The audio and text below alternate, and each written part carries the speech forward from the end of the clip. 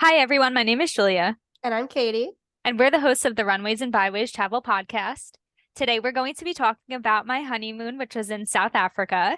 We spoke about Zimbabwe during the last episode, which was actually the second part of my honeymoon. And now we're talking about the first part of my honeymoon. So we're kind of backtracking, but we wanted to put a lot of thought and effort into this episode because I did a lot in South Africa. That was the bulk of my trip. And I'm really excited to talk about it. I haven't told Katie anything. Katie, do you want to add anything to that? Yeah, I'm really excited. I feel like last week's episode was so interesting because, like I said last episode, I feel like not a lot of people visit Zimbabwe.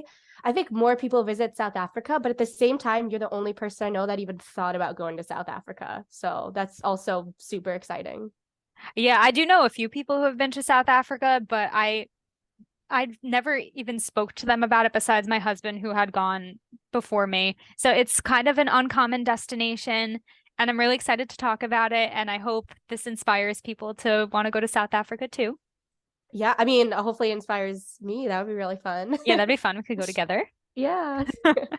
I would totally go back any day. Really? Oh, Yes. wow. Okay. So I'm Although excited for this episode. we'll save that for a little later. Yes. And yes, if you want to catch up on all the details that you missed in the last episode, I might be referring to that episode every once in a while. So if you haven't listened to that one yet, you might want to backtrack so you could put together the pieces and not be confused during this episode. Definitely. And to start off, as we always do, Katie, trivia question. Yes. Okay. So keeping with the theme of Africa, the question for this week is, in what country in Africa is the largest city located? Oh So boy. you don't have to tell me the largest city in Africa, but if you know the country in which it is located, you will get the point. I don't know the city or the country. So you have the Hmm. whole Okay. episode to think about it. I mean, I have some sneaking suspicions, but okay, yeah, I'll be thinking. If you need a hint, I'll give it to you later because I do have hints, but then that means you won't get the full point. A point is not even that much. So, I know. like, is it worth it? But I'll help you out later because I don't want to see you struggle. I feel bad. Oh, we're doing this amicably now all of a sudden. Um, I'll but be that'll be for later. thinking. Okay. Yeah. I do have a couple guesses. I'll be narrowing things down. Okay, perfect. Okay. So are we ready to jump right in? Yeah, I'm super excited to jump right in. So Okay. obviously, I'm going to start with this question. What made you go to South Africa in the first place? So I briefly mentioned this in the last episode, and I'm going to mention it even briefer in this episode because I already mentioned it. But long story short, my fiance had already been to South Africa. He went in 2017, and I had wanted to go ever since because I was really jealous and angry that he went without me. And I've never been to Africa. So it's been my dream trip for a long time. Even before he went, I always wanted to go on a safari. So it was just a long time coming, I guess. Right. Okay, that you kept it brief. That is exactly what I wanted Yes. to hear. As Super I said. exciting. Yeah.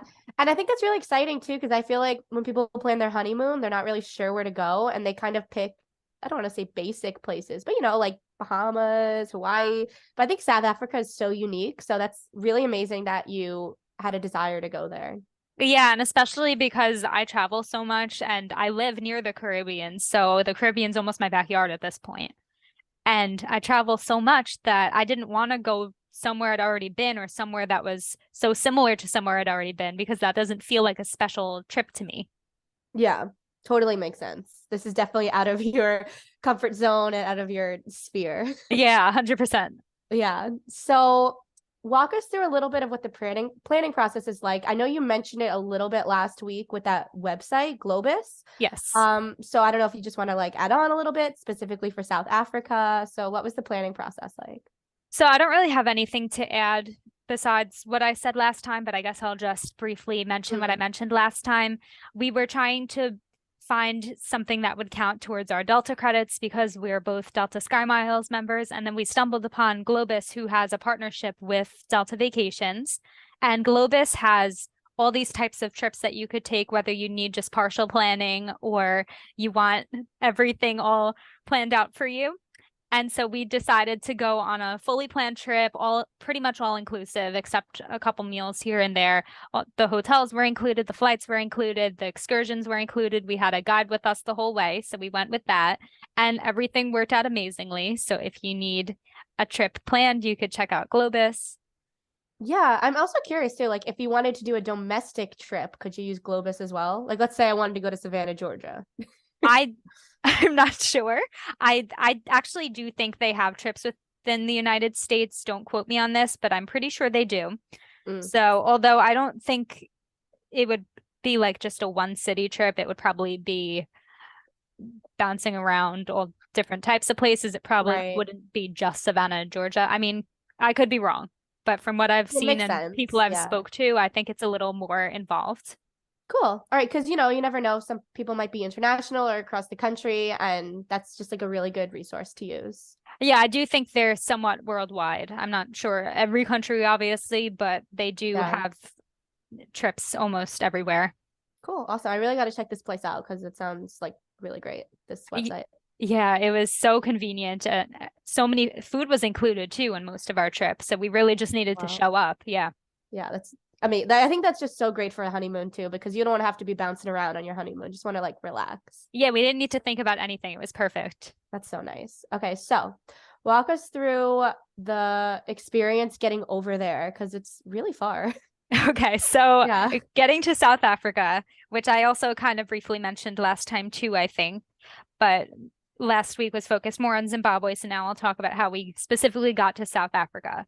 So I'm coming from Florida, which the airport near me, it is an international airport, but it doesn't connect to as many places as Detroit or JFK or larger airports like that. So we did have to fly to Detroit first.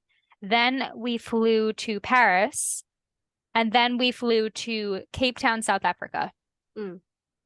So I don't know how much you want me to get into that. I think you mentioned last time that you really didn't have any time in Paris to explore. No, right? we didn't. We were there for about 2 hours, but the thing was that our first flight, I believe, got delayed. So then it was just kind of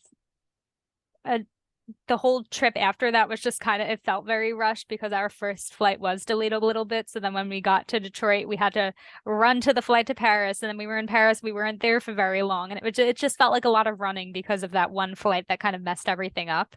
So we didn't really have much time going there to just chill, which also wasn't a bad thing because we just kind of wanted to get there at that point. We were still all excited. We didn't really want to spend too much time in one place just chilling. And we had both been to Paris anyways, so it wasn't that big of a loss. Right. Okay, makes sense. I was wondering before you did your day to day, if you could give us a brief overview of what your itinerary in South Africa looked like, and then Yes. jump into detail. So our first stop was Cape Town, which is on the south of South Africa. And we went to Cape Town for, I think, I have my itinerary up in front of me. I think it was 1, 2, 3, 4, 5 days, but it wasn't 5 full days because there was flights on 2 of those days, I believe. Mm. So 5 days in Cape Town. Then we went to the safari area for 3 days. No, 4 days, but it wasn't 4 full days. I could get more into that also because we had flights coming in and going out. And then we went to Johannesburg, which is a large city in South Africa. I think it might be the largest city in South Africa. Don't quote me on that, but it's definitely has a bigger population than Cape Town. It's very similar to New York City if you're thinking along those lines. We went to Johannesburg, and that was, I think, 3 days, but not 3 full days. Okay. Yes. Okay. So let's jump right into it. You're on the plane and you arrive at Cape Town. What is the next steps? So when we arrived in Cape Town, we arrived there pretty late at night. I think we got there at 10:30 p.m., I'd say, around there. And we had a driver waiting there for us. So like I said before, Globus arranged everything. We didn't even need to transfer to our hotel on our own. So the driver met us there and picked us up and brought us over to our hotel. And there was actually 2 other people from our tour that got there at the same time as us on the same flight. So they were in the same van as us that brought us to the hotel. And as soon as we got to yeah, it was really nice. We didn't have to think. You feel comfortable. Where were they from? They were from Maryland. Nice. Okay. Yeah. So it was the girl I mentioned before that was a week older than me. It was her. Oh, yes. Right. I'm forgetting it's the same people for the whole thing. That's really nice. Yeah. Yeah, it's the same people. So they were from Maryland. It was her and her aunt. And so we all went into the same little van and it took us to our hotel. And then when we got to our hotel, our tour guide met up with us there. His name was Taki. And Taki. Taki. That's really cute.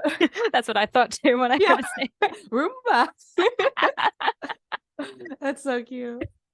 And the whole time we were in Africa, he followed us along the whole way.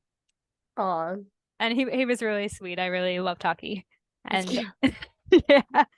So he met up with us. He explained everything that we were to expect the next day, what time to wake up, all that fun stuff. So, and then we went to bed because we got there pretty late.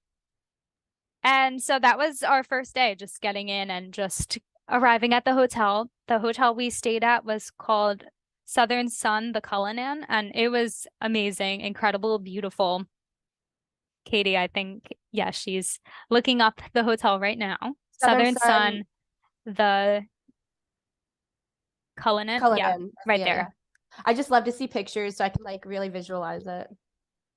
Yeah, so all the stars all the hotels. That is not it. That is it. It's literally like, it's like royalty.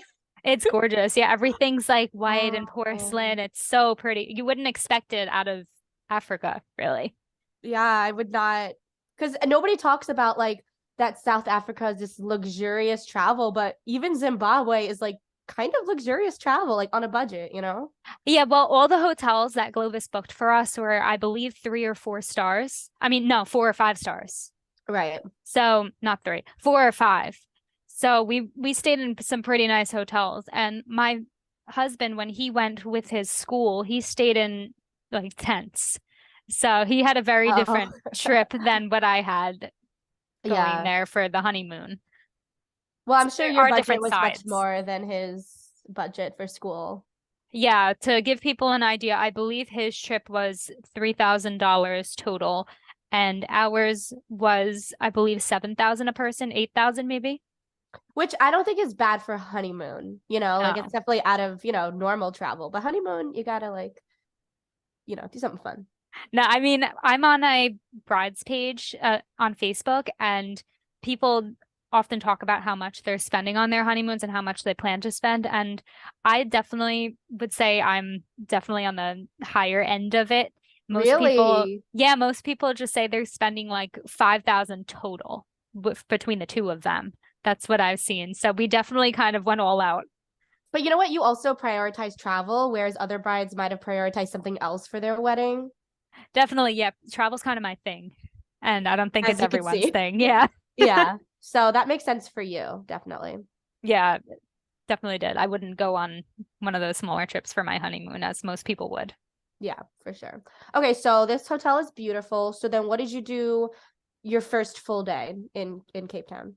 So our first full day, we had a couple stops this day. So our first stop was at a place called Company's Garden, and it's just a beautiful garden within Cape Town. We just kind of walked around and looked at the plants, and there were statues there.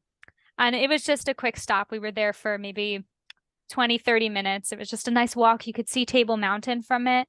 And Table Mountain is the big mountain that's most famous in Cape Town, and everyone, when they think of Cape Town, they think of Table Mountain. It's a mountain that's completely flat on top, and they don't know why. At least I don't think they know why. And so it's kind of the thing you think of when you think of Cape Town. So you could see that from the gardens. You could just walk around, see some statues. It's very beautiful. Yeah, not too much to say beyond that. I feel like I've been to a botanical garden that looked like this in Pennsylvania, minus the flat mountain. Is that what this is? Is it a botanical garden? I don't know. It looks like it. I don't really know what a botanical garden is versus a regular garden. Yeah, that's actually a good question. Yeah.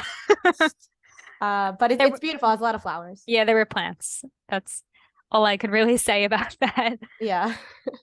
And of course, our tour guide told us about the history of things. There was a big sculpture there that you closed out before, but it's a sculpture of a man, and his name was Cecil John Rhodes, I believe. And I forgot what he did, but some people look at him as an enemy of South Africa, and some of them look at him as the hero of South Africa. So I guess it's really just how you look at it. And if you look at the back of his leg, people were trying to chop down the sculpture, but they didn't get very far. So there's just like a gash in the back of his leg in the park. So oh wow, that was interesting. I don't remember the exact history about that, but if you're ever there, I believe it's his right leg. Check out the back of his right leg. You'll see there's a gash. Interesting. Yeah. All right. So then after the gardens, where was the next stop? So the next stop was a neighborhood in Cape Town called, I don't know if it's Bo Cap or Bo Cop. I'm not really sure. BO-KAAP. And basically, to give you an idea of what it looks like, for those of you that are not looking it up on Google right now, it's really cute and pretty. All the buildings are really bright colors. Each one's a different color. It almost reminded me of San Juan in Puerto Rico, just how all the buildings are different colors. I was about to say that's what it reminds me of when you went to Puerto Rico with the umbrellas. That color, that splash of color is what it reminds me of. Yeah, it's same vibes. All the buildings are pink, green, yellow, and of course it overlooks Table Mountain. So this neighborhood actually is a Muslim community. And so most of the Muslims in Cape Town live in Bo Cap. And so we went to a museum there and learned about the Muslim culture specifically in this area. And it wasn't actually, I don't know if it was a museum, it was more like a cultural center. And they also have a soup kitchen there where they give out food to all the poor in the city. So it's a really nice thing that they have going on there and how they're educating people on their culture. Nice. So we were there for a little bit, just learning about that and taking in the views because, as you could see, Katie, it's very pretty. Very pretty. And then we went to lunch in that area. So we had a Malay lunch, which is, I think that's Malaysian food. I'm not really 100% sure, but it was like samosas and rice and some curry. It was really good, but it was so spicy. It was actually so spicy that my gums burst. Because I had wisdom tooth surgery, I think 2 years ago, but I've had problems with it since.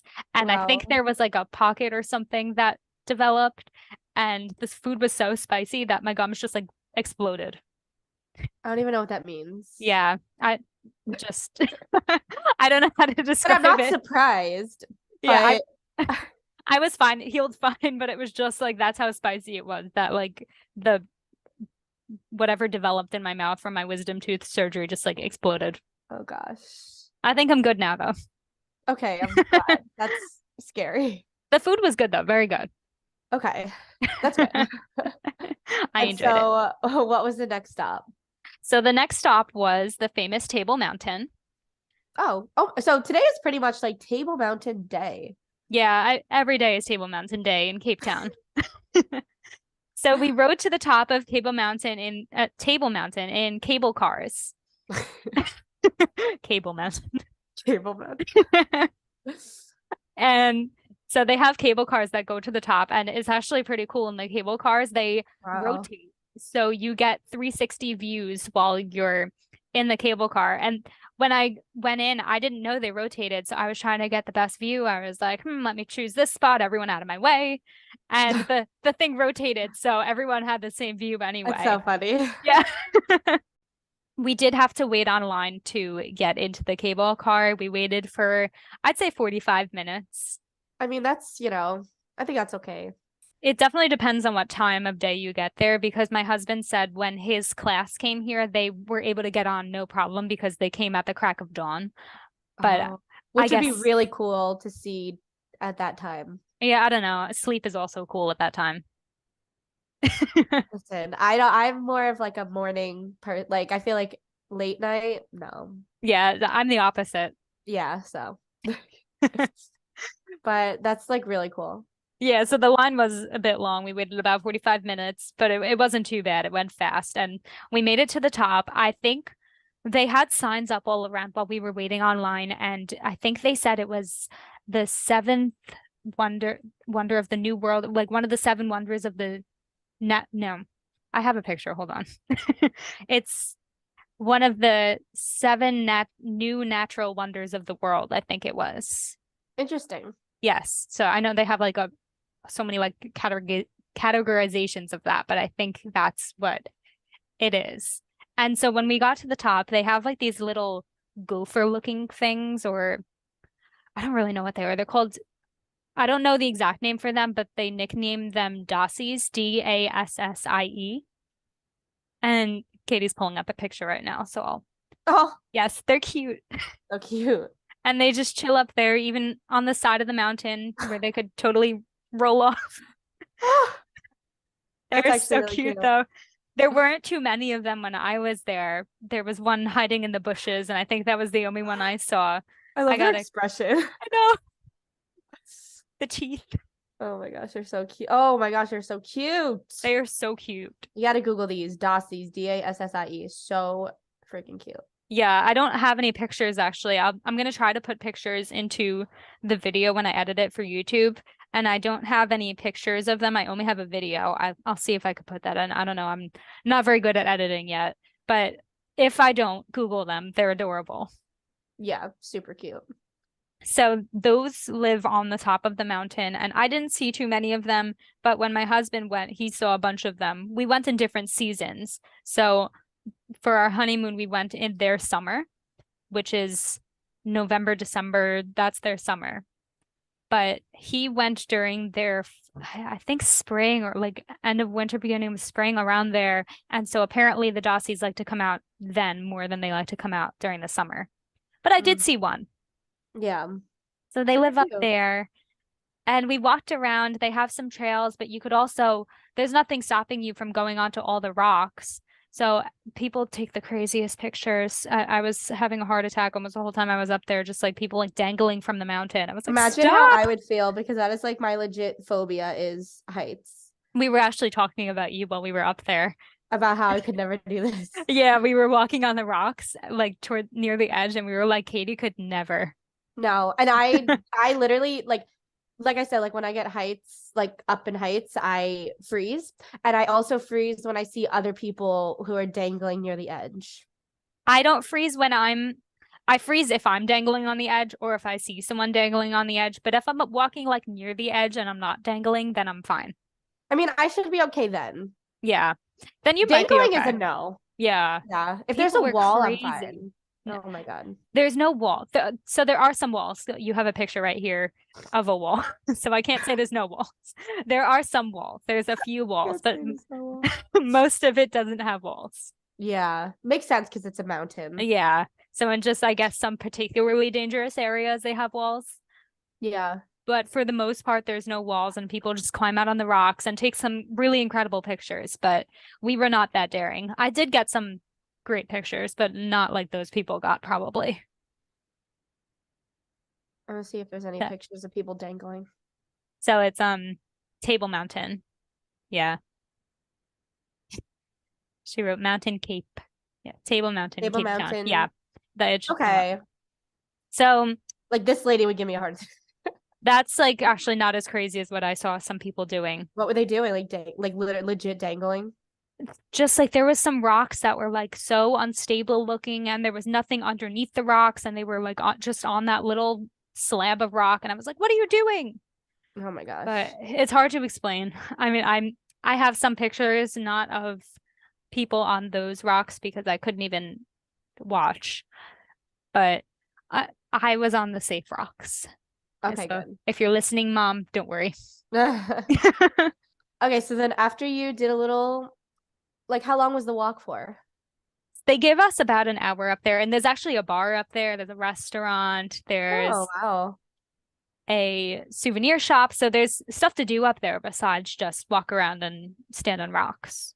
So I believe we had an hour up there. And honestly, it was plenty of time. That's really all we needed. Perfect. So then after you did that, what was the next step? After that, we had our welcome dinner at a restaurant at the waterfront. So I always forget what the waterfront is called. I think it's the Victoria and Albert waterfront or Victoria and Alfred, something like that. If you could look it up, it might come up. This one? Yes. Let me look up the Cute. exact name. I don't want to mess it up. And It's beautiful. Victoria and Al. Hold on, give me a minute. Victoria and Albert? Yes, Victoria and Albert waterfront. I don't know why I thought it was or is it Alfred? I don't know. Alfred. Alfred. Okay. Yes, Victoria and Alfred. Okay. I think I was getting it confused with Victoria and Albert because I think that's a restaurant in Disney. Mm. So it's the Victoria and Alfred waterfront in Cape Town, and there's a lot of really awesome restaurants there, mostly seafood, I would say. And I don't eat seafood, but they have other things I could eat. They had some steak places and stuff of that nature, lots of souvenir shops, and they had a big TV set up there actually for people to watch the World Cup, which is pretty cool. That's really cute. Yeah. So, and there's actually a giant mall there, and our tour guide was telling us that South Africans love shopping centers, so everywhere you could find a mall. So they had a giant mall. We actually went shopping in that mall on another day. We didn't go shopping this day, but this day we went to a restaurant that was connected to the mall. I think it was called Baya, but don't quote me on that. And it was a seafood restaurant. I got steak, I believe, and it was good. So that was Nice. our first night and first Sounds day. fun. Pretty Yes. eventful. Yeah, we had a lot going on that day. Yeah. So then what was your second full day? Our second day, we went to the Cape Peninsula. So it's kind of hard to talk about this day because it kind of blurs in my head because everything kind of looked the same or it was just a random viewpoint that we went to. Mm. But we drove down. It was mostly a scenic drive this day. We drove along the Chapman's Peak Drive to Cape Point Nature Preserve. And so all of this, I believe, is actually part of Table Mountain National Park. So Table Mountain National Park is very, very big. We drove hours past Table Mountain and we were still technically in the national park. So we went to Cape Point, the Cape of Good Hope, which I believe was just, I'm trying to remember what that was. I think it was just a viewpoint. It was pretty. Katie's pulling up pictures. Yeah. Yeah. So it's just a pretty viewpoint that they have there. And when we got to Cape Point, we rode something called a funicular, and it's basically just like almost like a cable car. And it took us to the top of this mountain. And there was an old lighthouse there. And from the lighthouse, you can look around and have panoramic views of the Atlantic and Indian Oceans. So that was really pretty. And there's actually ostrich that roam the area and baboons. There's lots of baboons. They try to take food. They're actually pretty dangerous. Oh, wow. Like if you're holding food, a baboon will like fight you for it. Oh, that's so scary. So, and they're big. They're really big. Oh, yeah. I can imagine. It was funny when we were waiting online for the funicular. The baboons were just standing in line with the people, and I took a picture of it. It was just really funny. Oh, you have to put that in. That's hysterical. Yeah, it looked like they were just waiting for it also. That's really funny. And also there we saw one digging through the trash, and one stole a water bottle out of a lady's hands, and it screwed off the top of the water bottle with its mouth and just started drinking out of it like a human. We were like, I need to see what a baboon looks like. Yeah. I would literally be so like, do they hurt people? I mean, they do like fight you for it. So I'm sure they've hurt people if the people fight back. They're so cute. They're kind of cute. They're big. They're very big. A picture of their teeth hasn't come up yet. They have really big teeth. Really? Yeah. For Yeah, some we're reason looking it's not coming up. not coming up. Let me just look up baboon teeth. Well, there's one right there. Well, too late. All right, too late. Oh, wow. Yeah. Oh my God, look at this guy. Yeah, so ew. So gross. Wow, that's insane. Yeah, so they're kind of scary and they're all over the place there. I only saw, I think, like three of them maybe when we were at the actual Cape Point where the lighthouse is, Yeah. but the on the drive there, they're kind of everywhere, just along the sides of the road, Interesting. just doing their thing. Yeah. So don't feed them if you ever go, and hide your valuables. Mm. But I actually kind of messed up. I misspoke a little bit before when I was talking about, I believe, Cape of Good Hope. That, I believe, is not just a viewpoint. We did stop at some viewpoints along the way that were really beautiful, which I don't have the names of. But Cape of Good Hope, I don't think that's one of the viewpoints. I think that is the the southwestmost tip of Africa. Mm. And so we did stop there, and there's honestly not much to see there. We got a yes, I found my pictures. It's the most southwestern point of the African continent. I'm reading that off the sign that's there, so I won't Okay. mess it up. Yeah, that's the Cape of Good Hope. And honestly, there wasn't that much to see there. We just kind of stopped at the sign, took a picture with it because it is pretty cool. The southernmost point of South Africa is about 2 hours away from that, our guide said, but he said that's really not worth it. It's just there's nothing to see there. He said what we saw was more beautiful. Mm. So that it was pretty cool to say that we were at the southwesternmost point of the African continent, like pretty close to Antarctica, I guess. But other than that, not much going on there. It was nice to take a picture with it though. Yeah. And so that was the beginning of that day.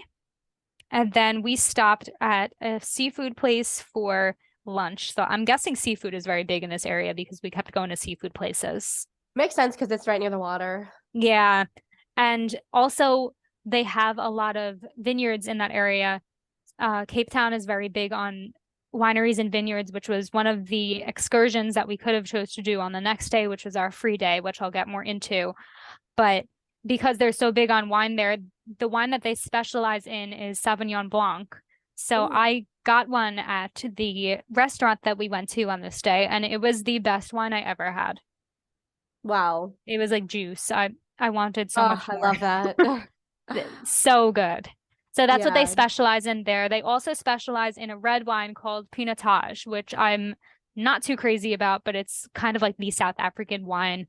My guide just kept talking about it. I think he really liked it. Yeah. But I mean, it wasn't bad. I like all wine, you know me, but it just wasn't like the Sauvignon Blanc. That was really good. Yeah. That sounds like fun.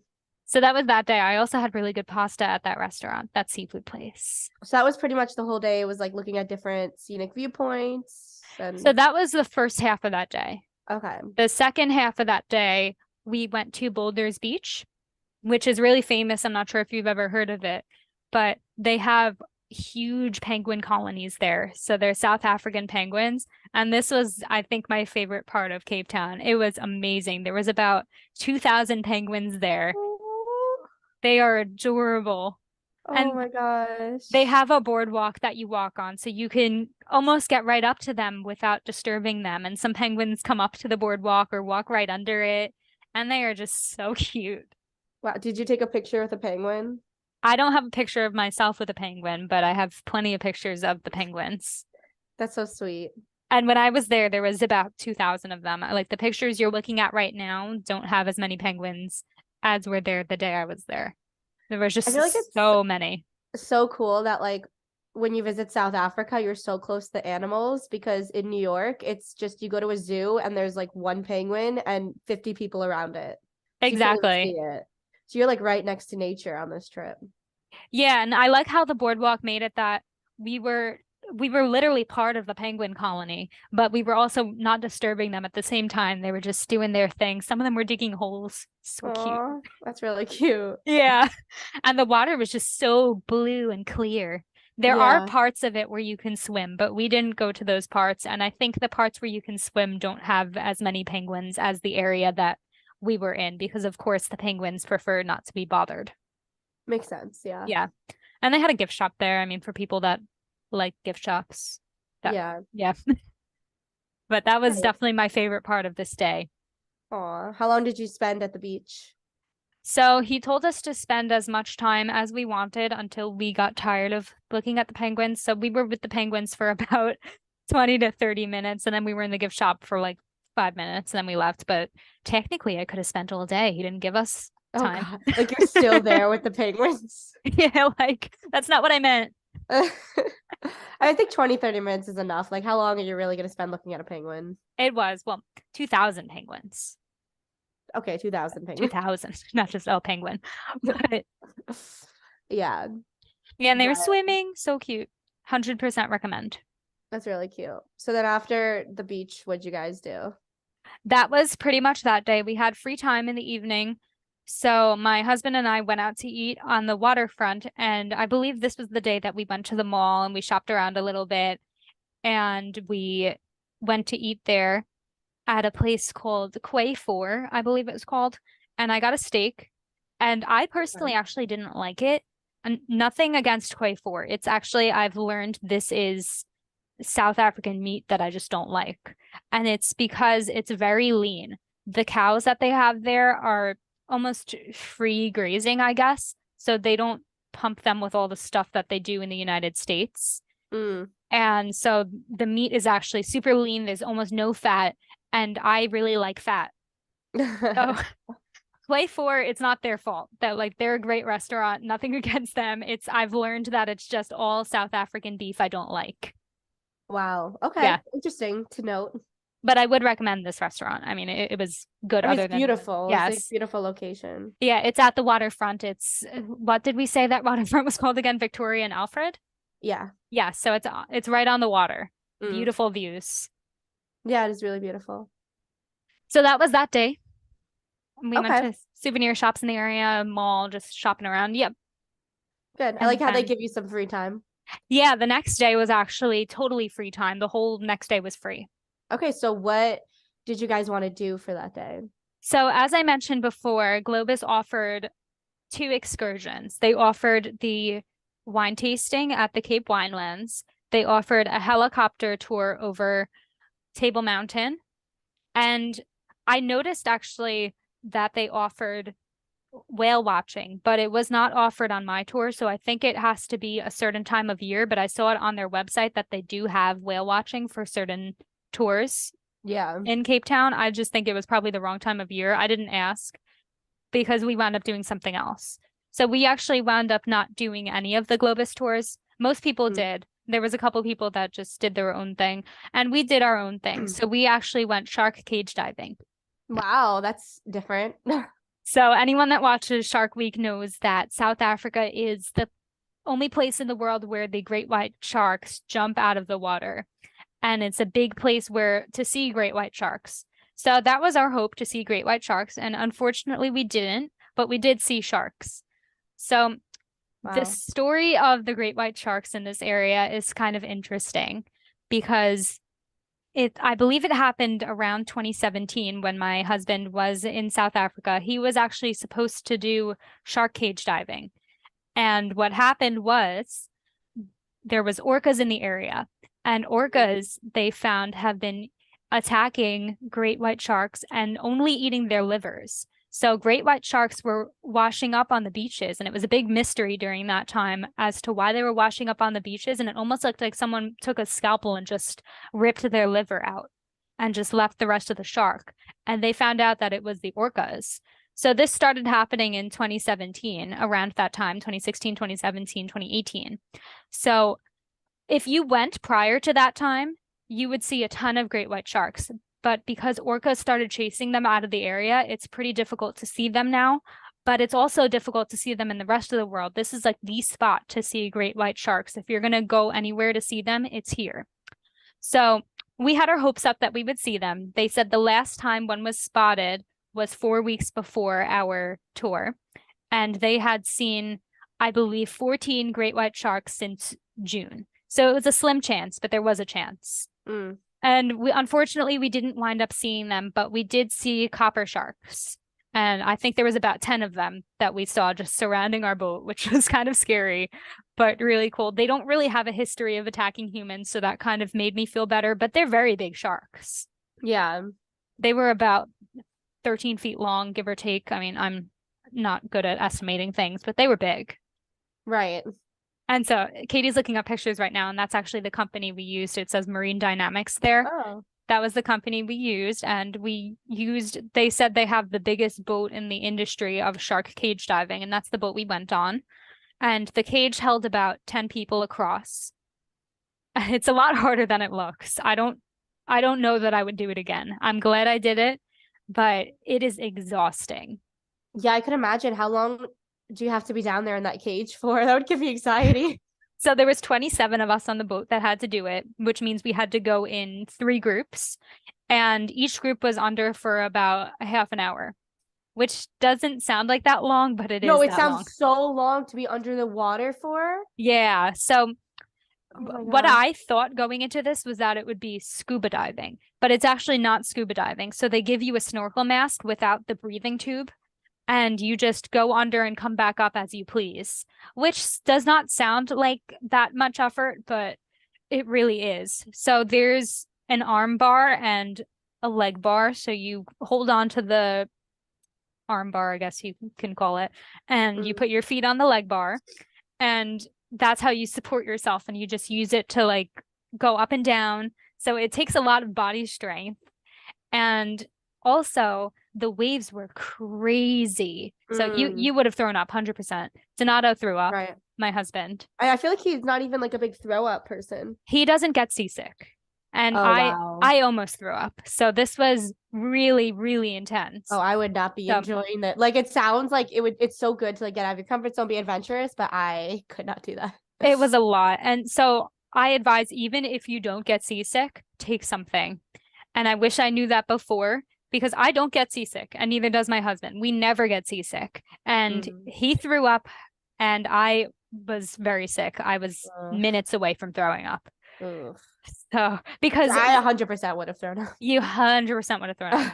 Yeah, because it's just sitting on the water, and the water is crazy rocking the boat. So if you're just sitting there staring at the water, not even moving, just staring at the water, just throwing the boat around, it's very intense. And I had to go to the bathroom right before we went into the water, and the bathroom was on the lower deck of the ship.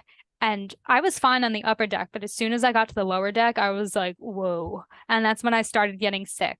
And then luckily we were about to go into the water, and she said, like, if you're feeling sick when you get into the water, you start to feel better. And I did start to feel a little better, but not much better. Yeah. And so we did the dive with the sharks. We came out, and I went to change in the bathroom. And right after I came out of the bathroom, I see my husband throwing up over the side of the boat. And then I was like, oh God, I'm not feeling too well either. So they took him to the front of the boat to just chill. And so I was alone for the boat ride back. And I was like, oh my gosh. Oh my gosh. I wound up being okay. Yeah. Wow. Yeah. So like, what do you do when other people have their turn on the boat? We just watch, because you could see the sharks from above. So on the upper deck, you could see the sharks kind of going around the cage, and it was pretty cool to see. I mean, eventually we got tired of just watching the sharks swim up to the cage, but we were only out there for like an hour and a half, 2 hours, so it wasn't that bad. Yeah, it was extremely taxing on our bodies, though, in the water, trying to hold ourselves up. And I actually couldn't reach the leg bar with my legs, so don't try this at home. Do not do this. Do not do this. I repeat a million times, do not do this if you ever go shark cage diving. But I thought it would be a good idea to stick my leg out the back of the cage and hook it onto the back, like my foot, because I was like, haha, the sharks won't go to the back because the boat is there. So this is fine. But apparently the sharks were swimming in the back of the cage.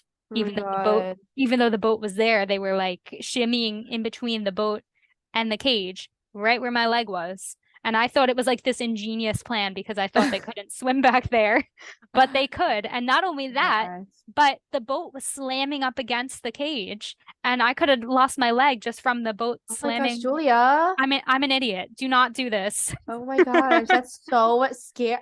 Julia, I could not do this. Yeah, I don't know what's wrong with me. I don't know why I did that.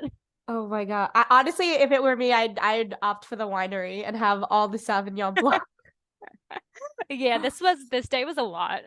And not only that, but the water, was freezing. Definitely the coldest Oh water I've no. ever been in, and let me tell you why. So my guide explained to us why the water is so cold. The water in South Africa is coldest during the summer, which is very surprising, but it makes sense. It's because they're so close to Antarctica, and what Mm. happens in warmer weather is ice melts. So Oh. the ice from Antarctica melts, and it makes the water in South Africa freezing in the So it's summer. ice water that you're Yes. swimming in. So Yeah. essentially it's ice water. Yes. Wow. Yeah, no, I would take one toe and be like, can't do it. Sorry, Yeah, everyone. when I came out, I have never been so cold in my life. They sprayed me with hot water and it still wasn't enough. They gave me blankets, it still wasn't enough. They gave me hot chocolate, it still wasn't enough. I was losing it. And you've been cold. Like you said that you were so cold on that plane ride that you were crying. This So was for you to be worse. even colder, that's horrifying. Yeah, it's essentially like Antarctic water. Oh my gosh. Yeah. So that day Okay. was just a lot. Yeah, it sounds like a lot. They did provide Really us testing your food. limits, but okay. Yeah. Interesting. I mean, it's a huge thing to do in South Africa, and I'm really glad that I did it just because it is Say you did it. a thing that you do down there, and I would have regretted not doing it. Yeah. But I don't know that I'd ever do it again. I think it would Yeah. take a lot of convincing. I would never convince you. I would convince you to not do it. I definitely need a couple years break before I do it again. That's fair. I don't know. It was a lot, but I am really glad I did it, and I don't mean to deter anyone. Just now you know what to expect.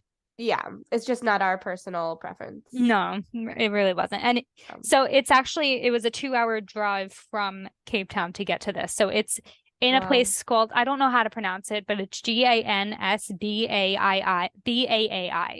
is the name of the town. And that is right where they film all the stuff for Shark Week from South Africa. That's all filmed in this town or off the coast of this town. So I think it's called Shark Alley. We were right there. It's a pretty crazy place to be, that we were right where the great white sharks jump out of the water, and we were surrounded by sharks the whole time. I mean, I could have lost my leg. Yeah, you really could. You could have done a lot of stuff. I am an idiot. Do not do what I did. I cannot believe I did that. Yeah, and they told you like do not attempt to. Yeah, they told us don't stick any limbs out of the cage, but me like an idiot, I was like, okay, yeah, don't stick limbs out of the front of the cage, You're but like, but not me. Yeah. the back is but the back is fair game, right? Because they can't go back there. But like, yeah, they can go back there. So Oh my gosh. I learned I mean, I didn't learn my lesson the hard way, but I did learn my lesson. Yeah, I was gonna say it's not the hard way, but Not the hard way. thank God. But don't do that. Oh my gosh. Okay, so after shark diving, what time was it when you got back? We got back around 5 or 6, and so we went down to the waterfront again. We ate at a restaurant called, I don't know how to pronounce it, but it's Ginja, and it was really, really good. I believe I got a steak there also. Again, wasn't my favorite steak I ever had because it's very lean meat, Yeah. but it was a really good restaurant. Why do you also. keep having steaks if Because all they have in that area is seafood. Oh, and you don't Yeah. like seafood. Okay. Yeah, it's Ginja. Did I say it Oh. wrong before? I might have said it wrong. Yeah, Katie's looking it up. J-A, yes. Oh, cute. Yeah, it's on the waterfront. That's I so believe pretty. we went to the mall this day also and shopped around. Mm. So it is really So cute. chill after that. You didn't do anything else crazy. No, we just chilled. Yeah. And so that was that day, and I think that was our last day in Cape Town. Oh wow, that went by quick. Yeah, pretty quick. Yeah. Okay, so And then after Cape Town, where did you go? I'm looking at my itinerary to see, just make sure we didn't. Yeah, that was all we did in Cape Town. So then, You did a lot. yeah, I mean, it was packed full of stuff, but Yeah. that brought our Cape Town journey to an end. So the next morning, we had our flight to Makalali Private Game Reserve, which is where we had our safari. So wait, you gotta spell this for me. Okay, so actually, the town that the game reserve is located in is, well, I learned how to say it Oh the wait, hard way. wait, Madik. Okay. No, so I'll get to that. But the town that it's in is called. So when I got to the airport, they asked us, because Globus didn't give us our tickets in advance. They just said go up to the counter, say where you're going, and they'll give you your ticket. which was great because I would lose it. So when we got to the airport, they asked us where we were going, and we said, so the spelling of the town we were going is Hoe. Hold on. I need to like write it down. Are you like one of those people that when you're spelling something, you need to write it down, otherwise you don't know how to. It depends with me. I can go either way. Okay, so it's Hoedspruit. Yeah, I can't Okay, got spell it. anything. So that's the town that it's in. So you would think it's probably pronounced Hoedspruit or something. So Yeah. we said that, and they were like, "What? Where are you going?" And we were like, "Hoedspruit," and they were like, "What?" They were really confused. So it's actually pronounced Hootspruit. Like she told us to go Hootspruit, like hoot in the beginning almost. Okay, but I feel like they're probably so used to people who pronounce it like that. They Yeah, should have some idea. yeah, she was like, "Where are you going? What are you saying?" It's like the smallest difference, honestly. I know it really is, but she had no idea what we were talking about. So don't look like an idiot if you go there. It's Hootspruit. Oh, I don't know. Hootspruit. I don't know. I don't know. I still don't know. At least I have a fighting chance now. If I go back, they'll kind of know what I'm saying. I feel like if you say it with like that, like pep in your voice, that they'll understand. Yeah, I think so. That's how she told me to say it. So That's so funny. So Hootspruit Okay, is so actually a really small town.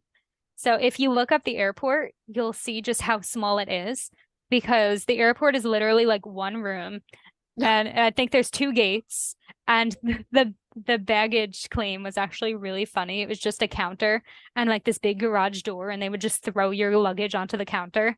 oh gosh. Like there was no like conveyor belt or anything. Wow. So it's really, really tiny. Yeah. And it's actually the runway is actually just like in the middle of a forest almost. And they actually said there's wild animals around there. And they actually wound up putting caracals and some other type of cat, maybe leopards, in that area to stop the birds from colliding with the planes.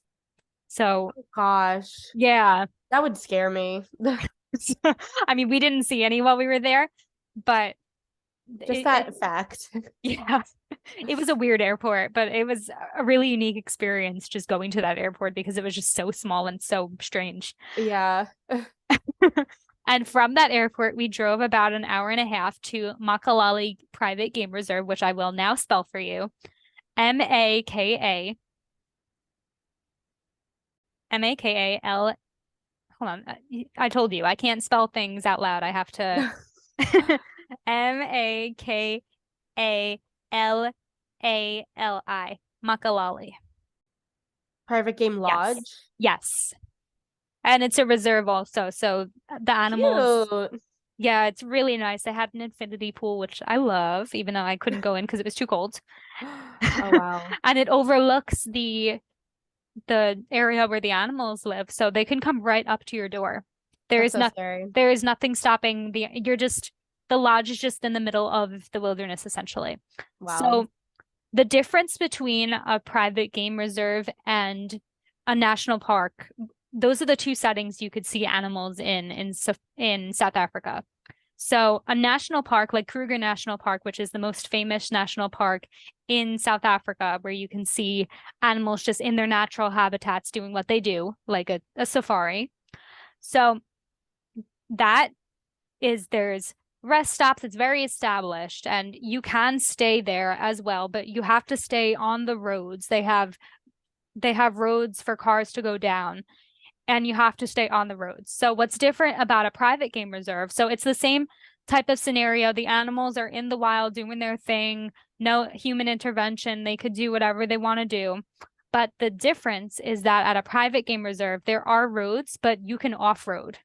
So if they see a lion in the bushes and want to go right up to it, they can. As opposed to at Kruger Park, if they see a lion in the bushes, they can't go right up to it. They have to stay on the road and say, like, get your picture from here. So it's definitely a different experience. And also at Kruger Park, the vehicles have to be covered on top. But at Makalali, as well as pretty much all the other private game reserves, they're completely open. So there's really nothing stopping the animals from even coming into your vehicle they wanted to. There's no Wow. cover to the vehicle. So we stayed at Makalali Private Game Reserve, and they have 2 lodges. So we were in the main lodge. And then there's also the River Lodge, which the property is 66,000 acres.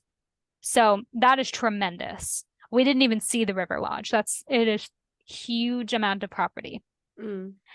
And so like I said, we stayed in the main lodge, and the rooms were beautiful. We actually had an outdoor shower, and you would have loved the bathtub. Oh yeah, Katie has a thing for bathtubs because she doesn't have a I bathtub. do. So she knows a good bathtub when she sees one. And this bathtub was amazing because it was right Wow. by the window. And so we had a huge indoor shower that was like a huge room. And then I the see the bathtub. bathtub, yeah, it overlooks through the window. Wow. Love that bathtub. And we had an outdoor shower, which sounds nice, but in reality, it was actually terrifying. Like it doesn't sound that nice. I'd be like stressed because how are you gonna get clean outside? I mean, it was fine. It was like a normal shower. It's just you were exposed to the elements. And Yeah, I feel like I'd feel dirty. I mean, we had an indoor shower also, Oh, okay. but feeling dirty wasn't my issue. It was the bugs. Well, Because exactly. once Yeah. we got to this area of South Africa, that's when the bugs got crazy. In Cape Town, it was just normal bugs. But once we got Yeah. to this area, some of the craziest bugs I've ever seen. Tremendous things. Really. Yeah. I mean, nothing beats lubbers from Louisiana.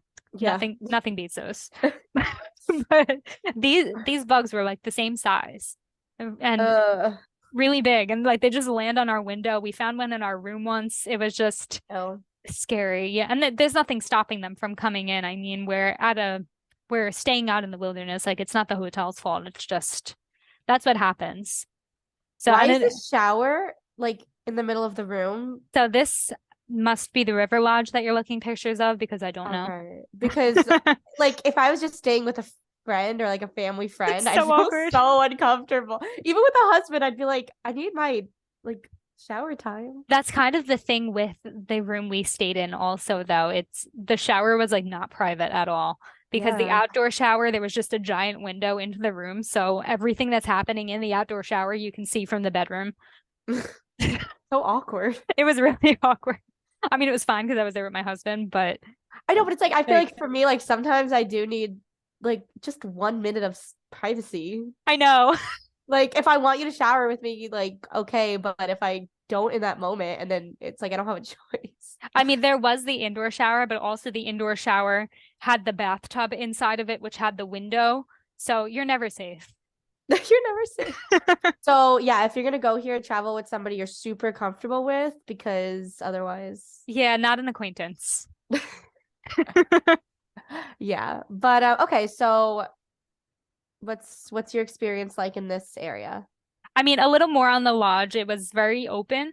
So the animals could also like totally just walk into the lobby of the hotel if they wanted to. Wow. And there was a baboon problem here as well, but mostly monkeys though. So they said there were baboons, which we did see some, but it was mostly just these mischievous little monkeys who would steal things. So you couldn't leave anything out, and they would also steal food. And they had this guy, and his job was literally to hold this thing that looked like a slingshot and just scare the monkeys with it. Like that is his career. Oh my gosh. So I couldn't imagine like that, like that's my job. So basically, while everyone was eating, he would walk around with this thing that looked like a slingshot, and he wouldn't shoot anything at the monkeys. Nothing would come out of it, but it would just make like a snapping noise that they were scared of, and then they'd run away and leave the people alone. Oh my gosh. And the monkeys actually would go around and steal people's stuff, like not only food. So this guy that was on our trip, he went in the pool and he left out all his stuff, and like his hat, his phone, his room key. And he got so lucky, the monkey stole his room key. And the monkey was actually like making fun of him and like waving it in front of him and everything, like he got it. So the monkeys are smart. But luckily But I also wonder if like I wonder if they could read your reaction. Like let's say it was something you truly didn't care about. Like, and you just kind of like chilling, like, would they taunt you? Yeah, I wonder. I mean, he And what must if have the guy was like, heard. hey, Yeah, he probably did scream or something. Yeah, they were like, And ha ha ha. he got so lucky though that that monkey didn't take like his phone or his hat or anything. I That mean, would be yeah, really I mean he bad. could survive without his hat, but like his phone. His phone or his hat. It's like one of the But the same. monkey did take the one replaceable thing there, really, the room key, because all he had to do was Yeah. just go to the lobby and say like, "Hey, give me a new room key." My monkey stole my room key. And they're Yeah, like, typical story, huh? right. Yeah, just like the dog ate my homework. Yeah. That's Yeah, crazy. okay. That's really funny. So yeah, if you go there, that's definitely something to be careful of. But that was our experience at the lodge. I mean, a little unconventional, but fun Definitely, but nonetheless. interesting part of, the experience. Now, also, it is a malaria area, so which means that there are mosquitoes and you can get malaria. So in the rooms, we would have to turn the AC up like all the way and Ooh. have the fan going. And in our original room, actually, the AC was broken and we didn't know it the first night. And there was more bugs. There was bugs in our room and we were just like, okay, like this is normal. We're at a safari lodge. Of course there's bugs in our room. But we didn't realize that the bugs were being attracted to our room because it was hot. And then we switched Mm. rooms. We told them our AC was broken after we realized, and they gave us a new room right away. They were great about it.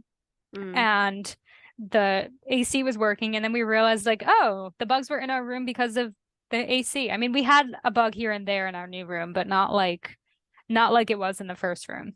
Yeah. So yeah, you gotta keep the AC on as high as you can. It deters the mosquitoes Mm. and other creepy crawlies. Makes sense. But yeah, that was the hotel experience there. Now Yeah. I can get into the safari experience unless you want to know more about any of that. No, I mean, I feel like you covered the lodge. It sounds really interesting. Yeah, it was really nice. I'd highly recommend this lodge. They were great. Yeah. So the safari, we actually had 6 safaris, 6 drives. So Okay. the first drive we did as soon as we got there, and then that was a night drive. And then we had a morning drive and a night drive the next day, a morning drive and a night drive the day after that. And then the day after that, we just had a morning drive. So in total, we had 6 drives. Mm-hmm. And the, so I don't know if you know about the Big Five in South Africa or just in Africa in general. So No. the Big Five are the 5 most difficult animals to hunt. Okay. And so and it's just kind of like now it doesn't really refer to hunting. That's just how they came up with the Big Five. But now it more refers to just like the 5 animals like you have to see when you go to on a safari, basically. Okay. That's kind of what it is at this time. But the reason they became the Big Five is because they were the most difficult animals to hunt in Africa because of their size or because of how dangerous they were. Yeah. So, do you want to take a guess at what animals are in the Big Five? Just for fun. Um, elephant? Yes, elephant is one. Lion? Lion is two, yeah. Oh, wow, okay. Um, is it any other kind of feline? Yes. Leopard? Yes. So you got 3. Jaguar? No. So Hyena? you got all the felines. Okay, okay. Even though a hyena I don't think is a feline, but hyena's not I don't in there know. now. Okay. Hyena is actually part of the ugly 5. So there's an ugly 5 too, which I don't know all of the ugly 5, but hyena is one of them. That makes sense. Yeah, they're pretty ugly. I still like them though. Yeah, they're cute Yeah. in an They're like ugly way. cute, ugly, yeah. Cute ugly, yeah. Like Persian cat. Well, Persian cats aren't ugly. They just kind of look stupid. So They've do got hyenas. eyes. Yeah. No, I don't know. Hyenas don't look stupid to me. They're just like ugly but lovable. I don't even know how to spell hyena. Yeah. So in the area we were in, they do have spotted and striped hyenas, but the striped hyenas are extremely rare to see. We wound up seeing a spotted hyena. Okay. Aw. They're Yeah, cute. they're like, No, they're not stupid. yeah, they're not stupid. They're just Ugly. yeah. But in a cute way. Anyway, okay, so the big five. Yeah, big 5, not hyena. Okay, so elephant, lion, jaguar. Hmm. I don't know what else. So the African animals, I feel like I can't think. Okay, so there's 2 more. There's the buffalo, so the Cape buffalo, which we actually spoke about a little bit in the Zimbabwe episode. Those are Yes. actually considered the most dangerous out of the big five. Okay. The Cape buffalo and the rhinoceros. I was gonna say a hippo or rhino, but rhino. Yeah. Yes. So on our first few safaris, we saw a ton of elephants, so many elephants. Also giraffes that were like everywhere. So Aw. if you're going there, do not worry about seeing giraffes and elephants. Like I can promise you 1,000,000% you will see them. They're Aw. everywhere. Zebras also, just so many. Yeah. And antelopes, of course, tons of antelopes. So that's pretty much what we saw our first couple safaris. And we wound up also seeing rhinoceros. We saw white rhino and black rhino, which was amazing because rhinos are so rare. And we saw I think it was a 3-year-old, technically a baby white rhino. The other group, because my group had to split up into 2 cars, they saw like an actual baby black rhino. We unfortunately didn't see that. But we did see a quote unquote baby white rhino, and with his mom who was actually pregnant. Aw. Yeah. Congrats. We did see one black rhino, but what happened was it's kind of a funny story. Our group, there was about 6 of us maybe in our safari vehicle, and we were just driving down the road kind of fast, and we spotted a black rhino in the bushes, but it was like right on the edge of the road almost, and the guides didn't see it. So we were all like, "Oh, well, it's a rhino," but we were saying it kind of quietly, and this guy in our car goes, "Stop the car!" like as loud as he can. And it scared the rhino away. The rhino like jumped because he got so scared and he ran into the bushes. And we were like, "Oh my God, no." That's so like whose man's is that? We were like, "Oh my God." That's really, really funny. What was everybody's reaction? Well, it was so in my car, it was me and my husband, and then the guy who screamed, it was his daughter and his wife, and then 2 other people. And so like his daughter was like, "Dad." That's really funny. I mean, he's like older though. He was like, I'd say he's like 75 or 80. So Oh, so I he's think, yeah. yeah. And That's just his energy. yeah, it's just his energy, just living out his life to the best of his ability. That's really funny. He was so sweet.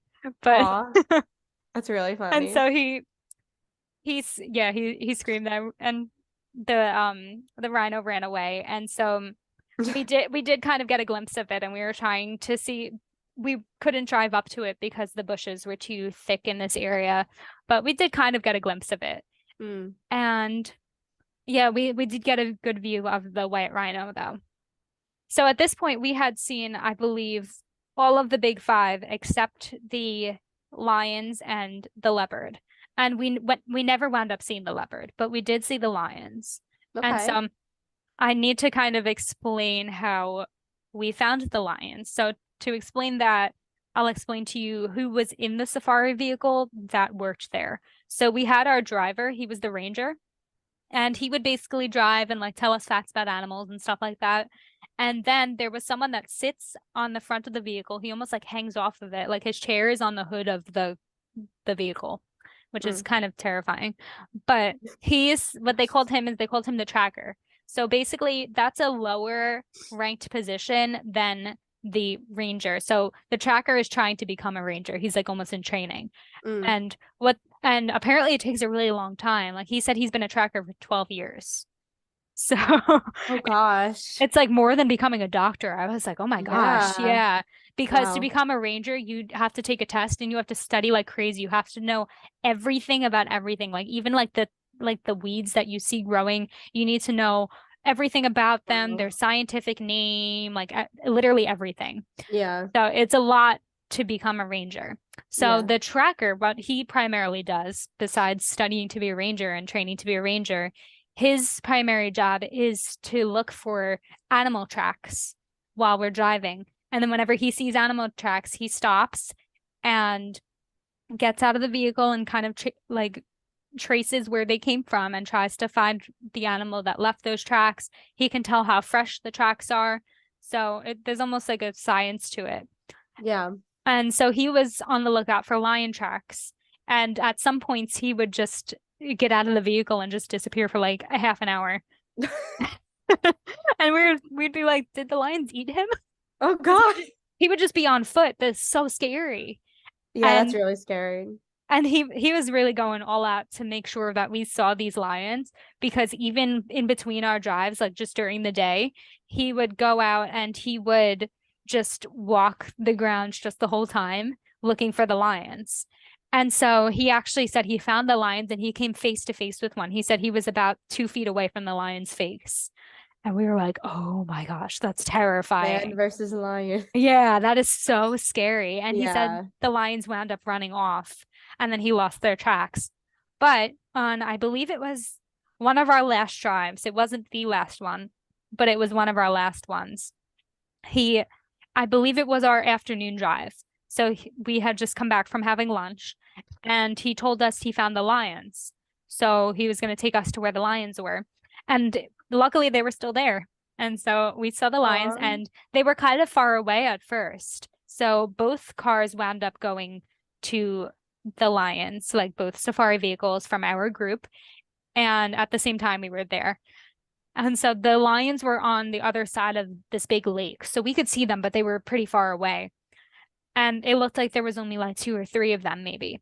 And so the other group kind of got bored. They were like, okay, we saw the lions. Yay, now we can leave. But we stayed there, and I'm so glad we did, because the lions started getting up and walking around the lake, and they came right up to us. And there was not like 2 or 3 of them. There was 13 of them. Whoa. Do you have a picture? Yeah, I do. I have so many pictures. Oh, wow. They came right up to us. I'd say I was like 3 feet away from some of these lions. And Wow. completely unprotected, just in a safari vehicle. They could have totally killed me if they wanted to. So I believe there was 3 males and the rest were females, but they were young males. So they were just starting to grow their manes. And they walked right up to us. It was so amazing. And there was this one moment where they were laying down and they were in the pose like it was like a family picture. So Oh, really cute. that's really cute. So I'm so glad we stayed there. And it was funny because our groups had a competition. So whoever saw a cat first, no matter what kind of cat it was, on the safari, whoever saw a cat first won a bottle of Pinotage wine. Wow. So the other group technically got to the lions first. And so we were all mad that we didn't win the bottle of wine because our tracker was the one that found the lions in the first place. We were like, oh, we should have got it. Like the only reason that they got the wine was because our driver let their car in front of ours. Yeah. But they left early. So in the end, we were like, we don't even need the wine. Like, take your wine. It's like your consolation gift, because we got to see them literally come right up to us. I was taking selfies with them. Wow. Yeah. That's crazy. It was amazing. So Wow. that was definitely the highlight of our safari. Yeah. And yeah, I think that's pretty much all I have to say about the safari. We never got to see the leopard. We did see hyenas. We, of course, saw so many birds. We didn't only see the big 5, obviously. There were so many other animals out there. Yeah. Do you have any questions about the safari? So this location that you were in, the town, I can't pronounce the town's name. Nobody can. But yeah, nobody can. So was the main thing that you did there safaris, or is there anything else that you did in That's all we did there. Okay. Because we were staying on the lodge. The lodge was all inclusive. I don't know if I mentioned that. So breakfast, lunch, and dinner, we all at the lodge. We never had to leave. Oh, it's amazing. I mean, I feel like there's really not that many places you could go. Yeah. It's like I said, it's a very small town also. Yeah. So there's not too much going on there. It was kind of poor, you could tell, as we were driving through. It's really small. It was mostly the big things that they have there were the game reserves, where it's just large, like tremendous chunks of land just dedicated to the animals that you can stay on. Yeah. And Makalali is not the only one there. There's tons. So I had an amazing experience at Makalali, but there's also other ones you could stay at if Makalali doesn't sound like it's right for you. But I mean, why wouldn't it? It was amazing. Yeah. I mean, that sounds amazing. Definitely.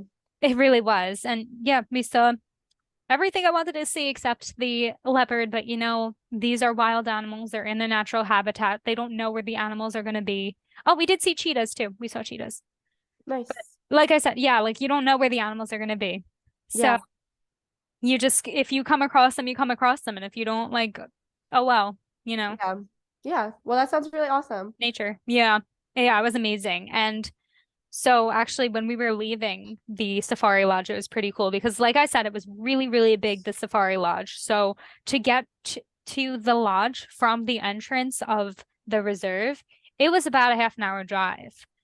Just within, so it was almost like another safari in itself. Like we actually had to go in the safari vehicles to get to the exit. And Hmm. so as we were leaving, I don't know if you know anything about snakes, but there was a tremendous snake in the middle of the road.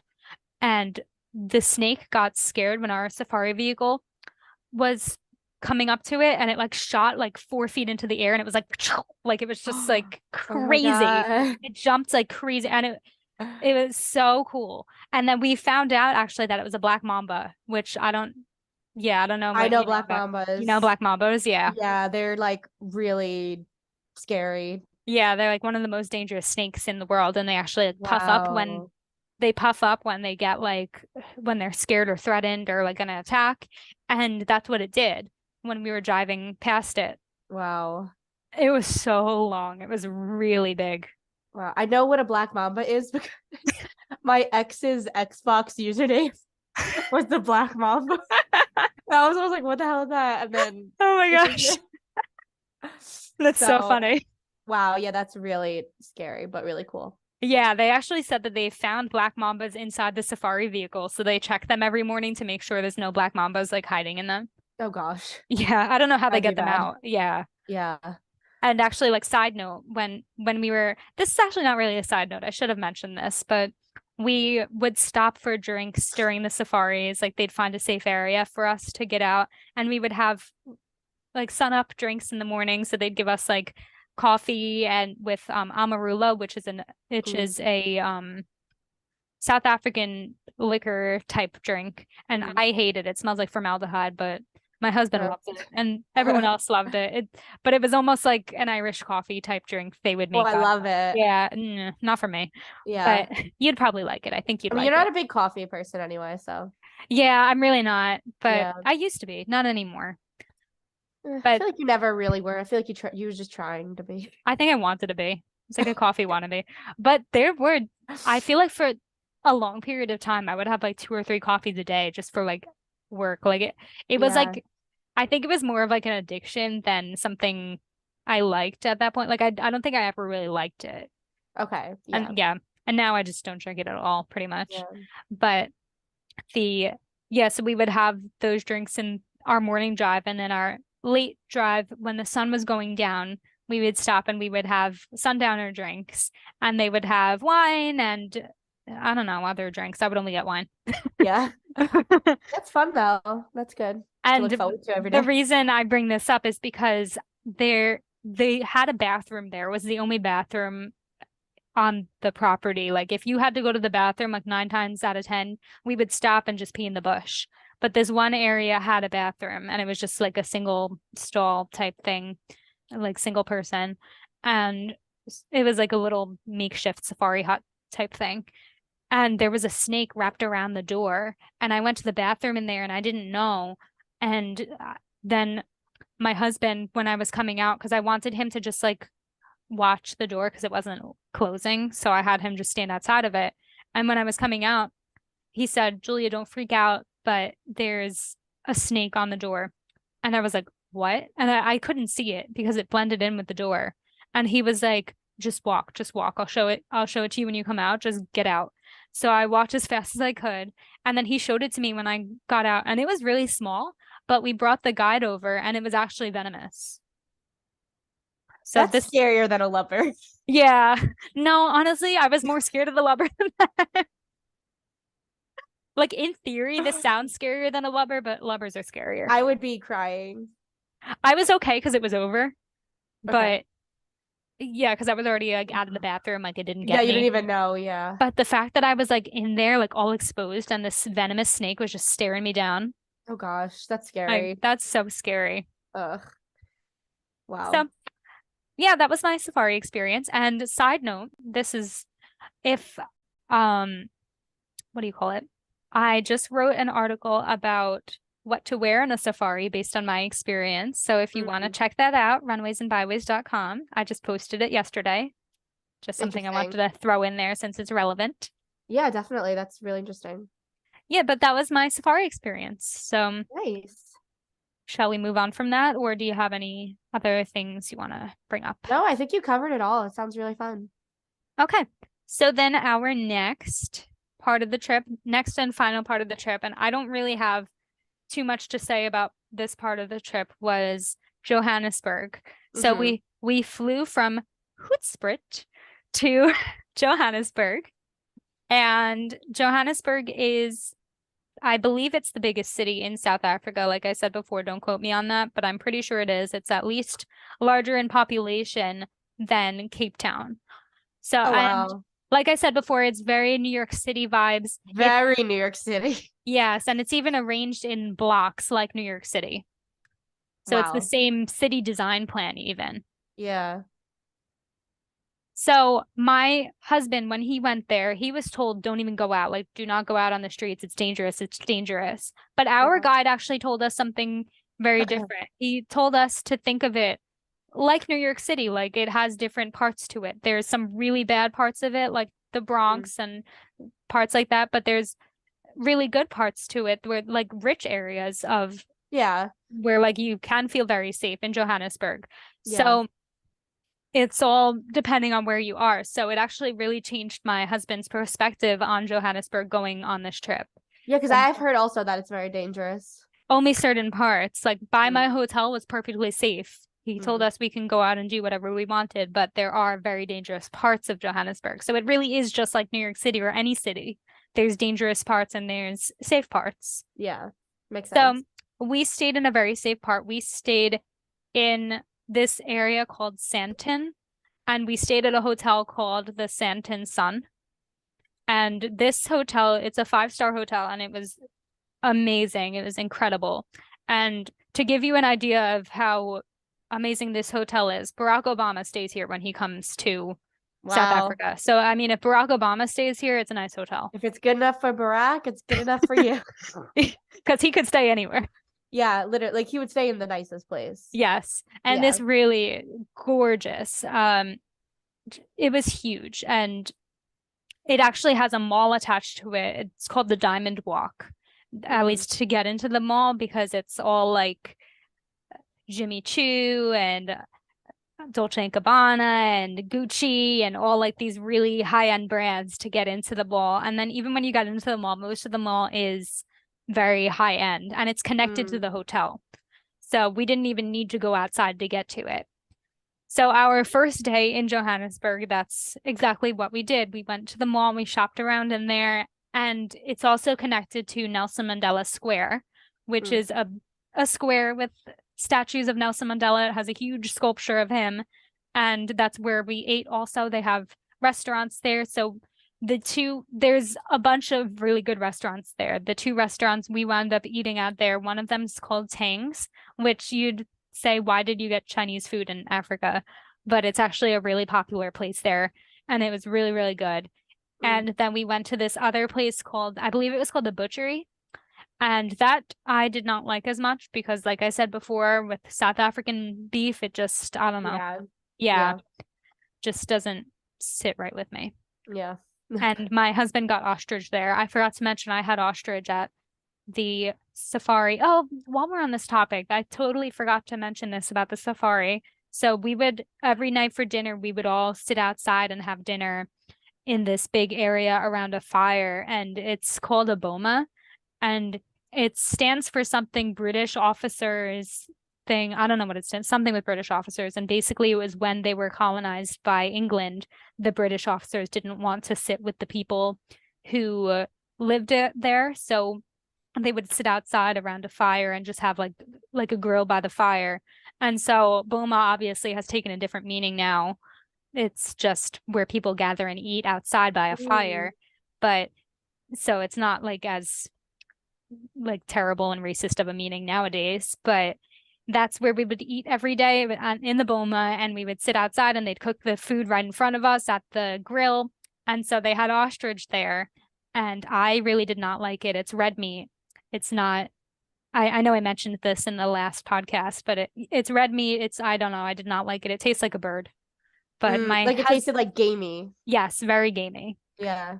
And it almost tasted like uncooked, even though I know it was cooked. It was just like, I don't know, nasty. Yeah. But I did have like half of an ostrich steak.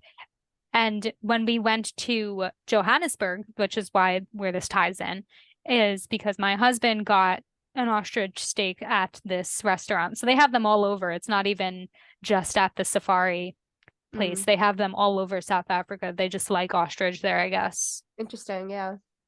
Yeah, so those are the restaurants that they have in Nelson Mandela Square, which is connected to the mall, which is connected to my hotel. Okay. And yeah, the hotel was very glitzy and glamorous. Yeah. So where am I going with this? So that was the first night we ate at that place called Tang's, and we just walked around Nelson Mandela Square and the mall. It was really nice. They're also big on diamonds. So if you want to buy a diamond, they're really big on them in Johannesburg. I'll let my future husband know. Yeah, let him know. Let him know right now. Yeah, one of the couples in our group bought an $8,000 diamond ring while we were there. I was like, what? Excuse me? For what? Just because. That's wow. Yeah. Yeah. I was like, what? Okay. Like cost more than the trip. Yeah. Wow. Some people just got it like that, you know? Yeah, I know. Jeez. So, yeah. Yeah, let your future husband know. And then I was like subtly nodding like to Donato to like, please buy me a diamond here, but he didn't. Whatever. He's like, girl, we just had a whole wedding and I know. I want more. What more do you want? I mean, it's okay. Like 10-year anniversary for him to get something like that. Yeah. So we'll just have to go a little bit now. Only 9 years and 11 months, I think. Yeah. So I get my diamond. Yeah. Okay, so how many days did you spend in Johannesburg? So Johannesburg was pretty quick. So we had the next full day, and then that was really it. Okay, so what did you do the last full day then? So that day was more of a touring around day. So to begin the day, we picked up a new tour guide on the side of the road. We literally stopped at a gas station and a new tour guide came on. So we still had Taki, but we also had this other new tour guide. And his name was Becky, and he lives in, which is, I know it's a girl's name, but it's not a girl's name in South Africa. It stands for something long, and they spell it differently. It's Bheki.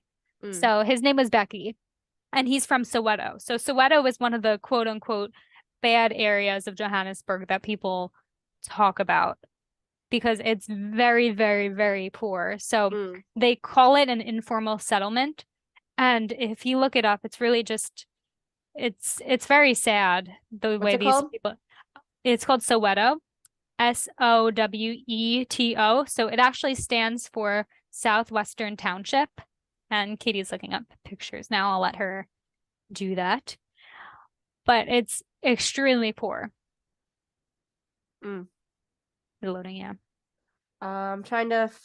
Okay, yeah, I see.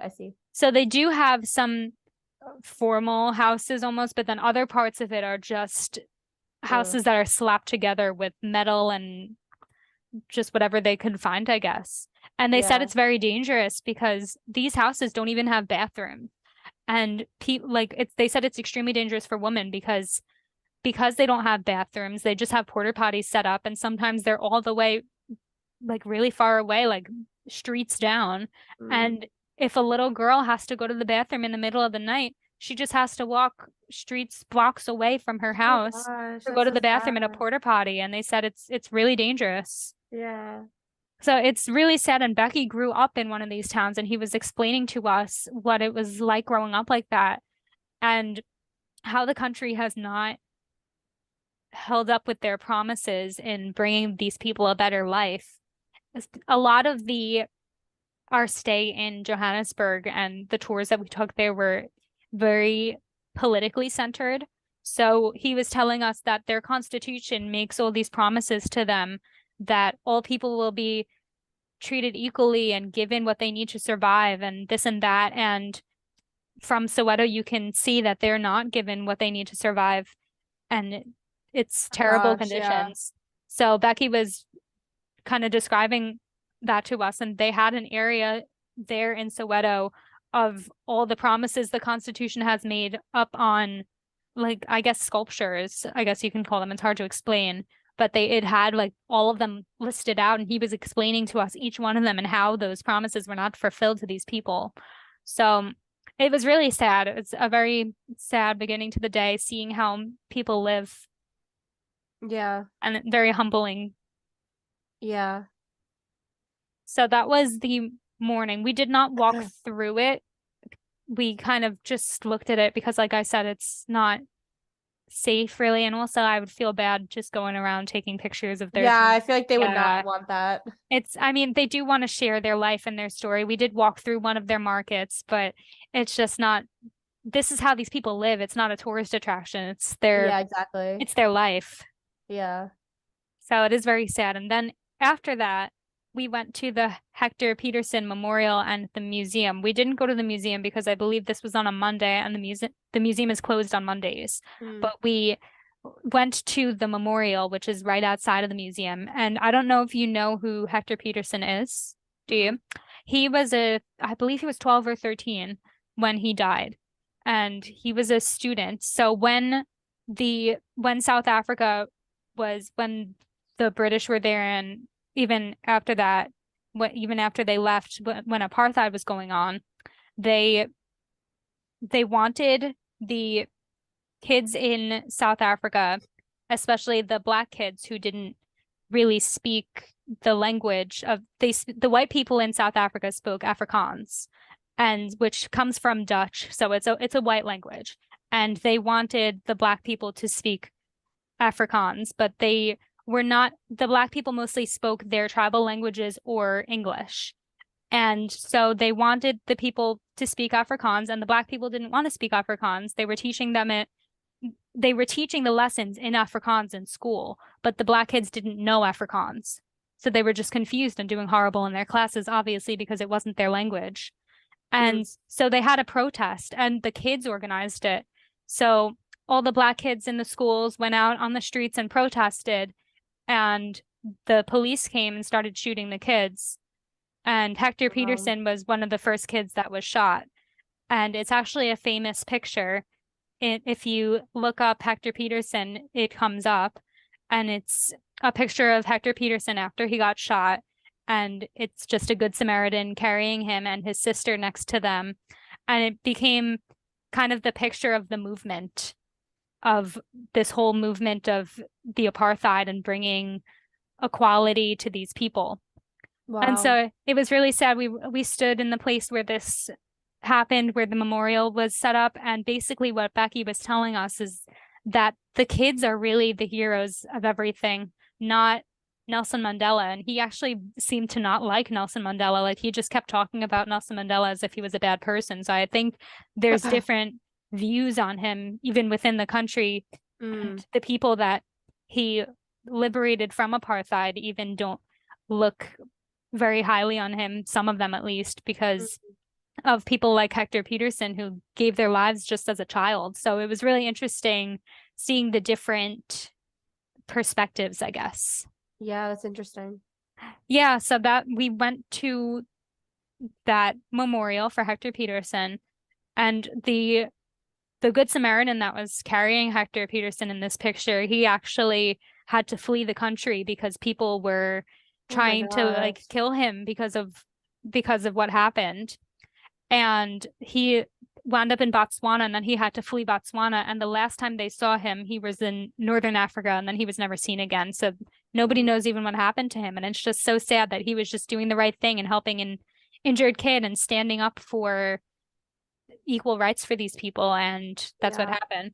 And what's interesting actually is that one of the people from our group asked, were the police officers shooting these Black kids, were they Black or white? And they were actually Black, most of them. So it's just, but I'm sure they were given the orders by the higher ups who were white. Yeah, I'm not really sure, but it's interesting seeing that these people were going against their own race even. So just what apartheid was doing to this country. Yeah. So it's just like they have to like follow a specific, protocol. Yeah. It was very sad. So it was a really sad day in Johannesburg, just learning about what the people here have gone through. Yeah. And then afterwards, we went to Nelson Mandela's house, which Nelson Mandela lived in Soweto for I don't know how long, but not his whole life, but he lived in Soweto. Obviously, most of his life he was in prison, or a good portion of it, which is he was imprisoned on Robben Islands, which is off the coast of Cape Town, which we didn't go to, but some people actually did go to Robben Island on their free day. And Robben Island was very sad. It was all political prisoners, and they were stuck in cells that Nelson Mandela couldn't even stand up in his cell because he was a tall guy and it was a short ceiling. Wow. He couldn't even stand fully up. And he was there for, I might be making this up, but I think he was there for about 17 years. Wow. So That's so sad. That's where he was imprisoned before he was president. I think it was before he was president, not after. I'm pretty sure it was before. And he lived in Soweto before he was taken away to prison. And the last picture of him before he was taken away to prison was taken outside of his house in Soweto, and they had it hanging up on the house. And we walked through the house. It was very small, just a few rooms, and it was almost like a Nelson Mandela museum. Yeah. So that was nice to see. We weren't there for too long. And then we had lunch at a local restaurant in Soweto. And that was that day. We were supposed to go to the Constitutional Court after lunch, but we actually wound up not going. We got there, and then this day was kind of cut short because there was a major storm, and it was actually the biggest storm Johannesburg had in 15 years. Oh gosh. So it was almost their version of a hurricane. And Wow. trees were falling down. It hailed so much that there was snow on the ground. Yeah. So you wouldn't expect to see snow in the summer in Africa, but there was snow or hail that created snow on the ground. I'm not really sure. I'm not a weather person. I don't really know what that is, but we drove past a golf course and just the whole thing was white from Wow. Yeah, so it was to see all the pictures. Really big storm. So we wound up not going to the Constitutional Court because he said that some of it is outdoors and we would just have to stand outdoors during this storm.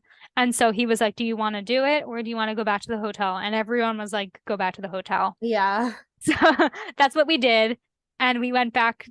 We were just on our own for the rest of the day. So my husband and I decided to go back into the mall and to Nelson Mandela Square. And that's when we ate at the butchery. So that was that day, and that was our last day in Johannesburg before we went off to Zimbabwe. Nice. Awesome. All right, so I guess we're kind of at the point where we're going to do our closure of South Africa. Yeah, so that was my South Africa experience, and we squeezed it all into one episode. I don't know how long it is. For us. I'd say it's on the longer side, but I'm really glad that we were able to do that. Yeah, I think it would have been kind of weird to split it up into two. Yeah, now hearing the story, I'm like, oh, okay, like that's because I feel like safari, it's like you don't need to, explain every safari that you went on because it's like same energy. Yeah, like they were all the same. We wound up seeing different things during every safari, obviously, but it's just like I'm not going to be like, oh, this safari we saw a lion, and then the next one we saw, like it's just why. Yeah. Okay, so I have some wrap-up questions, which I'm pretty sure we all know the answer to, but just to hear you kind of reiterate it. Who would you recommend this trip for? I would absolutely recommend this trip for everybody. There was people of all ages on my tour. I mean, I was the youngest one by a week, but people were 80 years old on my tour, maybe even older. I mean, I didn't ask, but they seemed 80. Yeah, so I think seemed 80. I think really anyone could go on this, and it was just such an amazing trip. Maybe not kids, I don't know, because there was a lot of, especially in Johannesburg, a lot of heavy topics. And but I feel like they wouldn't understand 12, it. Yeah. Maybe like a young adult, like a preteen, maybe. Yeah, I just feel like you wouldn't be able to fully take it in and fully understand it and appreciate what happened. Yeah. But it would only be one day of like your trip. Yeah, that's true. But I do really think that anyone could go, even if you have children. There's things you can do with them. It's not, I mean, I'm not a traveling with children expert by any means. I've never traveled with children, so don't turn to me for that. But I'm sure there's things you could do with children. But I mean, I do think it was a trip geared more towards adults. Yeah.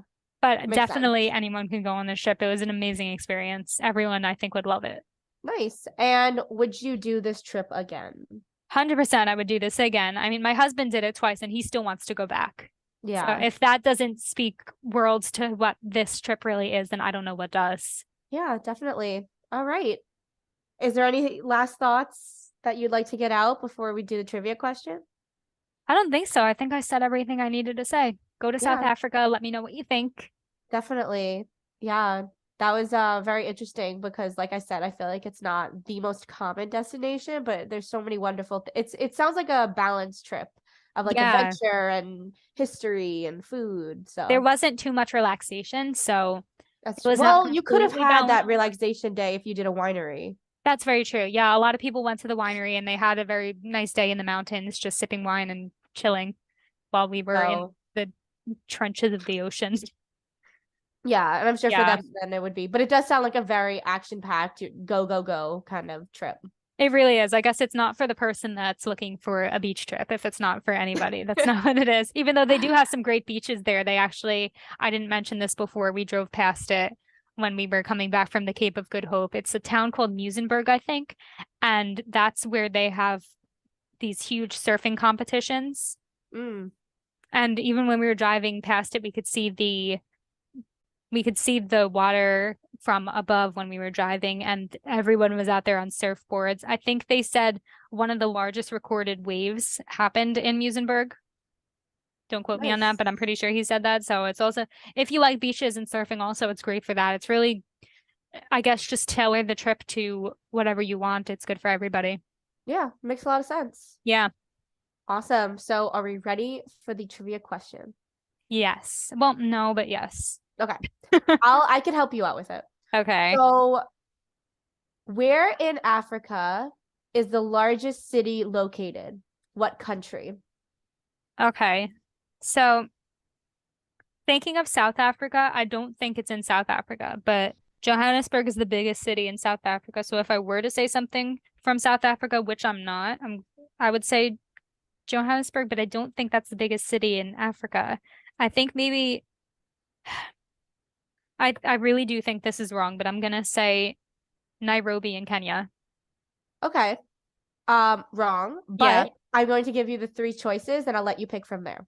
Okay. So I'm going to say the city and the country. Okay. So A, Johannesburg, South Africa. Ah. B, Lagos, Nigeria. Or Uh, C, Cairo, Egypt. oh, I know Cairo's really pop. Cairo. Okay. The answer is B, Lagos, Nigeria. Ah, that was my second choice. I would not have guessed that. I would have probably gone for Cairo as well. Because the only reason I say Cairo is because people on my trip were throwing me off because there was a few people that had been to Cairo and that I was talking to my tour guide because I really want to go to Cairo because I love Egyptian history. Mm. And he was telling me like we were talking about how certain places in South Africa were really crowded and he's like, "Oh, you think this is crowded? You need to check out Cairo." And so that was kind of my reasoning behind why I chose Cairo there. But Mm. I did know about Lagos and I should have said that. Well, you know what? You Mm. tried. Yeah, I tried. I wonder if Nairobi's even big. Like I don't know why I said that. I mean, I would never have gotten that, so. Yeah. I mean, I was on the right. No, I wasn't. I wasn't on the right track. I got the right continent. Okay, sure. All right. So before we wrap up, would you like to tell everybody where they could find us? Yes, so you could find us at www.runwaysandbyways.com. You could find us on Pinterest, YouTube, Instagram. I'm getting too many social medias now. This is bad. I can't remember any of them now. Pinterest? Did we say Pinterest? Yeah, I said Pinterest. Oh, so I need to write this down and yeah, just we really need to have it's not working from my memory. It's not doing it. I feel like we Spotify, could- which is probably how you're listening, but yes. just in case you're not, we're also on Anchor, which is where podcasts are. I don't think I've ever said that before, but you can find us on there. And if you want to go on our website, we also have some resources for you. We have travel planning through Choose My Destination, which will choose your destination for you without any commitments. It's really cheap. We'll just look at your preferences and choose where we think you should go. We have travel recommendations and we have travel advice, which we can give to you for a very low price also. And I have a freebie on there. If you just pop in your name and your email address, you can have my budget travel planner, and I'll show you how I map out my money for every trip that I take to make sure that I'm able to go anywhere that I want to go in the world. And I have a new subscription for this podcast. So if you want to be notified every single time we post an episode, you could just pop in your name and email address, and you'll get an email every single time we post. I think that's it. Awesome. All right. So I guess we'll see you next time. Yes. See you next time on the next episode of the Runways and Byways Travel Podcast. Bye, everyone. Whether your plane is taking off from the runway or you're driving down a byway, we'll be your guides through it all.